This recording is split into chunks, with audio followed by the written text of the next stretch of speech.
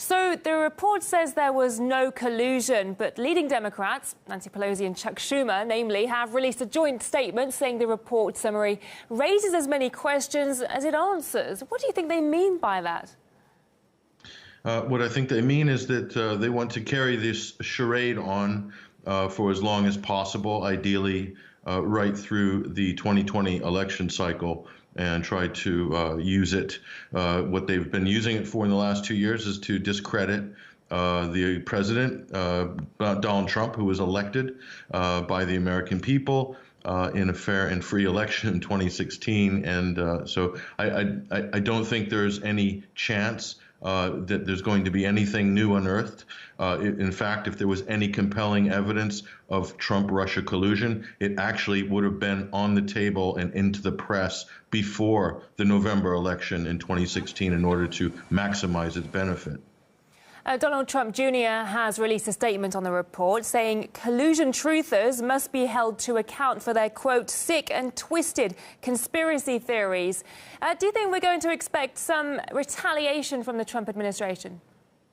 I think what this president is going to do now is to take this result, or lack of a result, and just use it as a stick to perpetually beat the opposition with right through the 2020 election cycle. So the Democrats, rather than have a stick to beat the president with during the general election in 2020, the tables are now turned. Now the White House has the stick, and it will not relent. They won't let the press live it down. This will allow the president to fuel his attacks on the press and kind of vindicates his accusations of fake news by CNN and others and the establishment, the media establishment. So it's actually going to work in his favor, and it disarms. This was a huge weapon that the Democrats would have been able to wield going into the 2020 election. So, and not only that, when this domino falls, now what's next?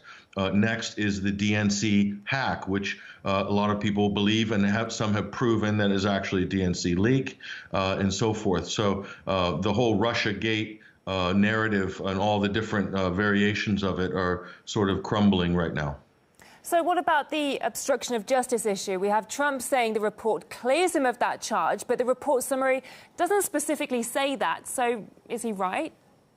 Well, you have to look at it this way. If the whole premise of the investigation was bogus, in other words, the whole charade was kind of a high-tech lynching, a fraud on different levels, because after all, this is an investigation, the Mueller probe that basically was arresting people, subpoenaing people, bringing in people in search of crimes. And when you actually do a proper lawful investigation, you look for evidence, and then you then go and find the people, and then you bring them in for questioning, and then you determine whether there's a crime. They had already determined whether there's a crime. So to try to accuse Trump of obstructing a probe that was most likely waged on a fraudulent basis, fraudulent FISA warrants that were used or put in place after stitching up George Papadopoulos through this other dodgy part of the story that hasn't actually fully been unearthed yet. Okay, that's like basically accusing somebody of resisting a false arrest. So the original investigation, the premise of it is very weak and beyond dubious. And then to say that Trump was obstructing that would be like saying someone is resisting false arrest. So it just doesn't really stack up to common sense. What are your thoughts on the media's role in all this? So much time, so much money has been spent on this story, and so many allegations have turned out to be untrue. So do you think the media themselves have questions to answer?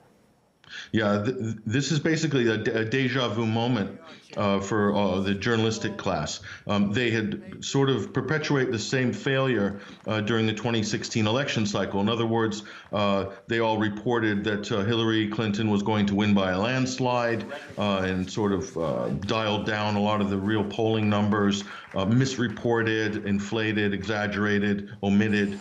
And all of these things led and helped to actually get Donald Trump the surprise victory that he won in November 2016. And so here they are. They doubled down on that bad practice. in 2016, and this is what you get. So in a way, this result is much worse than the election itself because they didn't learn their lesson originally. So they've framed the president, they've framed his staff, cabinet appointees, associates, even his supporters of being Russian agents, basically. It's the most ludicrous. This is the biggest political hoax in the history of the United States.